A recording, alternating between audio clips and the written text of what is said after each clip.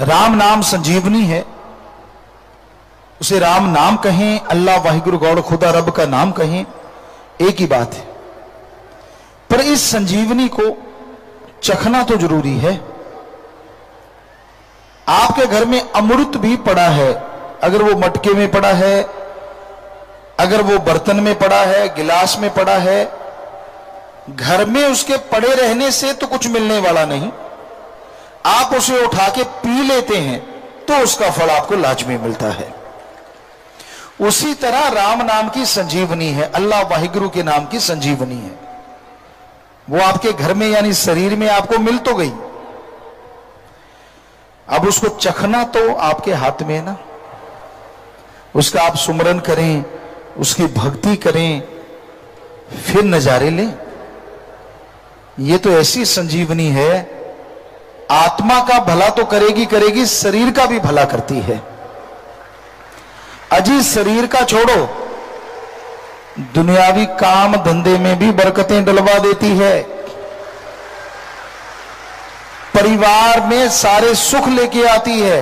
अजी परिवार छोड़ो, कुलों का उद्धार कर देती है। ऐसी संजीवनी राम नाम की, प्रभु के नाम की इंसान चखता है तो उसे बेइंतहा खुशियां मिलती हैं। तो बहुत भाग्यशाली हैं आप, बहुत ऊंचे भाग्य हैं आपके कि वो गुरु मंत्र, वो राम नाम की संजीवनी आपको मिली है। जैसे जैसे आप पीते जाएंगे वैसे वैसे आपके रोग, आपकी परेशानियां कटती जाएंगी और आप मालिक की दया में रहमत के लायक बनते जाएंगे। तो अपने अंतःकरण में निगाह मारो, अपने अंतःकरण में तलाशोगे तो वो मालिक का रहमो करम आपको मिलेगा। कभी किसी के कहे ना चलो, खास करके मन और मनमते लोगों के। मन के कहे चलो मत कोई, गुरु कहे करो तुम सोई। ये भव में गोते खिलवावे, ये गुरु से बेमुख करवावे। मन एक ऐसी जालिम ताकत है, ये इंसान को भगवान से दूर करती है, सतगुरु पीर फकीर से दूर करती है और आपकी अच्छी तकदीर से दूर करती है। ऐसी ताकत है मन की। जिसने भी मन पे भरोसा किया अगले ही पल मन दगा दे जाता है। इसलिए मन की ना सुना करो। मन बड़ा ही जालिम है। मन एक पलक में अच्छा और अगली पलक झपकते ही बुरा हो जाता है। मन का क्या कहना।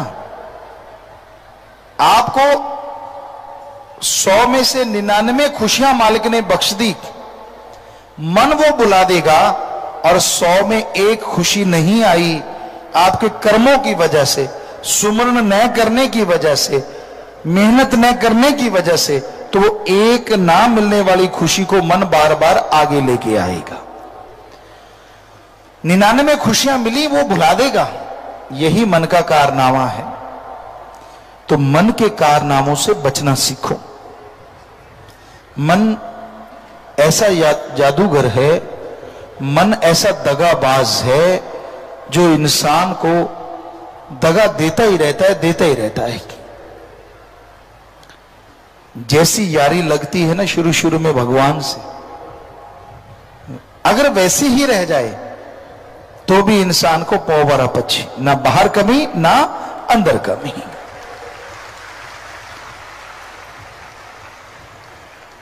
गधा जैसे आवाज देता है ना, बड़ी ऊंची आवाज देता है, कभी आपने सुना होगा, लेकिन धीरे धीरे उसकी आवाज छोटी छोटी छोटी छोटी छोटी बंद हो जाती। उसकी तो होनी चाहिए, वरना वो इतना गला फाड़ेगा तो बेचारा का कुछ हो जाएगा। लेकिन रूहानियत में गधे मत बनिए। आपकी आवाज अगर बुलंद है, आपके हौसले बुलंद है, जैसे पहले थे उससे बढ़ते जाएं तो अच्छा है। गधे की तरह नीचे नहीं आने चाहिए, क्योंकि जैसे जैसे आपके हौसले बढ़ते जाएंगे, आवाज बुलंद होती जाएगी, यकीन मानो आपकी आवाज एक पैसा बढ़ेगी, भगवान आपके पास 1000 पैसा रहमतें भेज देंगे। उसके पास दया में रहमत की कोई कमी नहीं, भंडार भरे हुए हैं, भंडार। वो इतना बांट चुका है फिर भी खाली नहीं हुए, ज्यों के त्यों भरे के भरे। अब जरा बताइए, जिसके पास इतने भंडार हों और वो भरे के भरे ही रहते हैं, यही उसकी खासियत है, तो उसको बांटने में क्या लगता है? वो तो बांटने को तैयार बैठा है, दोनों हाथ भरे हुए हैं मालिक के, ले लो भाई, ले लो भाई। आप ही झोली नहीं फैलाते तो वो फेंके किधर? कलयुग में तो ये हाल है, जरा सा आपका बोलने की देर है। इसलिए हम आपसे कहते होते हैं, मालिक से अच्छा मांगा करो, बुरा ना मांगा करो। कई बार आप कह देते हो, भगवान अच्छा नहीं तो बीमारी दे दे, भगवान ये नहीं तो वो दे दे, तो वो दे देता है। काश बीमारी की जगह तंदुरुस्ती मांगी होती, काश बीमारी की जगह बरकतें मांगी होती, पता नहीं कितना कुछ मिल जाता।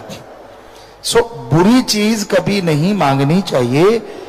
क्या पता आपकी भक्ति उस समय पूरे दौर पे हो और आपने गलत चीज मांगी और वो मिल गई, फिर दोष देते हो मालिक को। ऐसा नहीं करना चाहिए। मालिक से हमेशा अच्छा ही मांगो, मालिक से मालिक को मांगो, तो बरकतों के ढेर लगते रहते हैं और खुशियों से इंसान लबरेज हमेशा रहता है।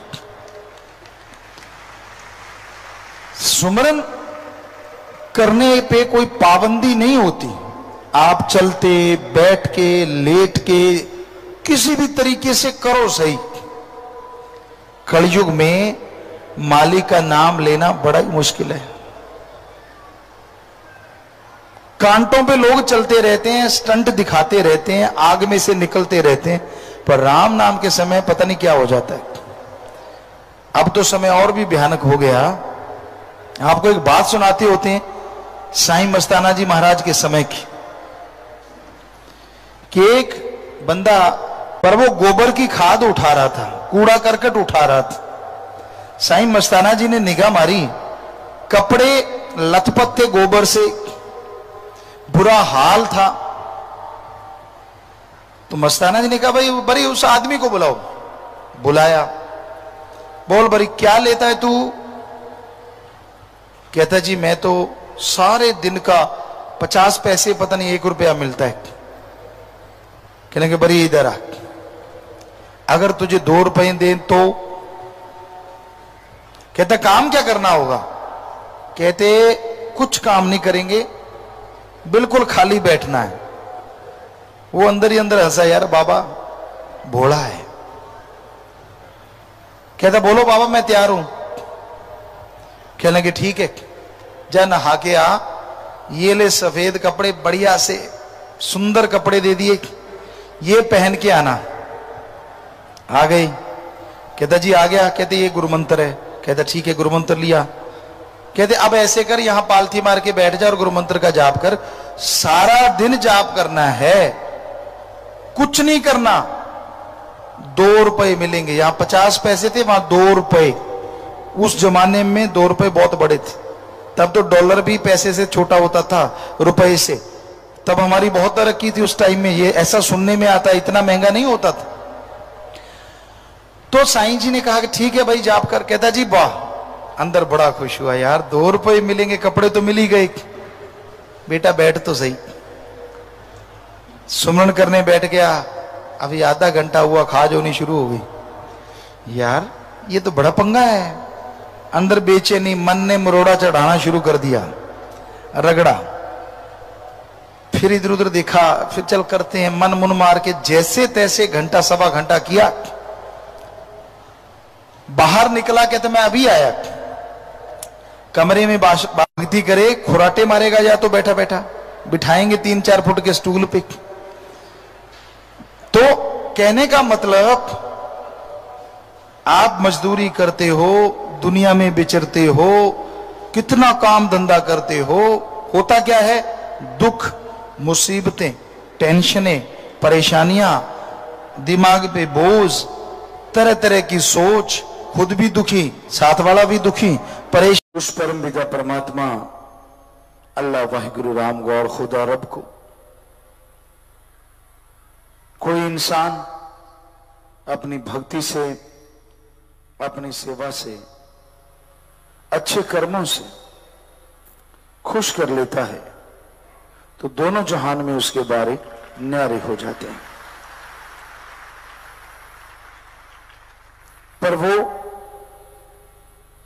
किसी दिखावे से, लोभ लालच से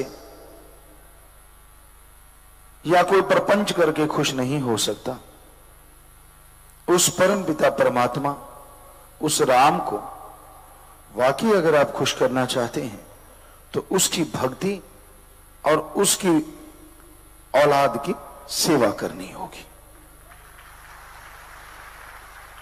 भूखे को खाना खिलाइए, प्यासे को पानी दीजिए, बीमार का इलाज करवाइए और सुमरन कीजिए। ये सब बातें हैं जो उस मालिक को खुश कर सकती हैं और जिसके बदले में वो दया में रहमत से इंसान को इतना नवाजता है कि झोलियां दामन छोटे पड़ जाते हैं और उसकी कृपा दृष्टि मूसलाधार बरसती चली जाती है। और कोई तरीका है ही नहीं जिससे ईश्वर खुश हो जाए। पक्षी को ना पता हो लेकिन इंसान को पता ना हो, यह हो ही नहीं सकता।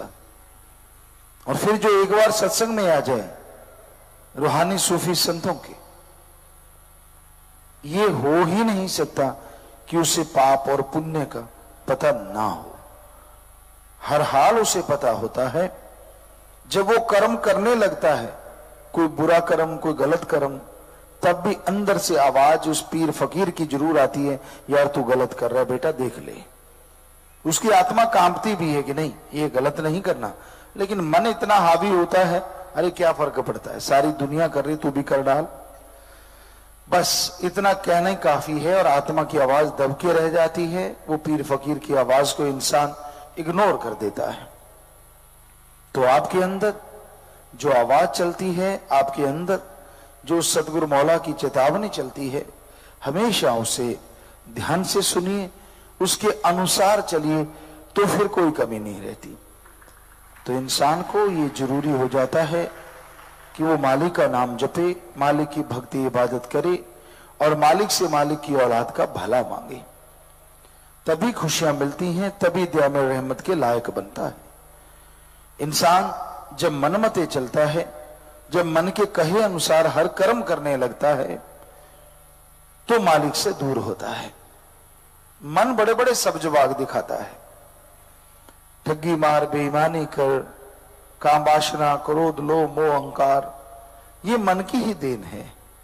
फिर माया तो कहना ही क्या। आज सच्चाई ये है, और उनको लगता कि यहां पानी ना आ जाए या कुछ ऐसा ना हो, या पानी आ चुका हो हल्का सा, तो अपने अंडों को लेके कहीं सफर कर रही होती।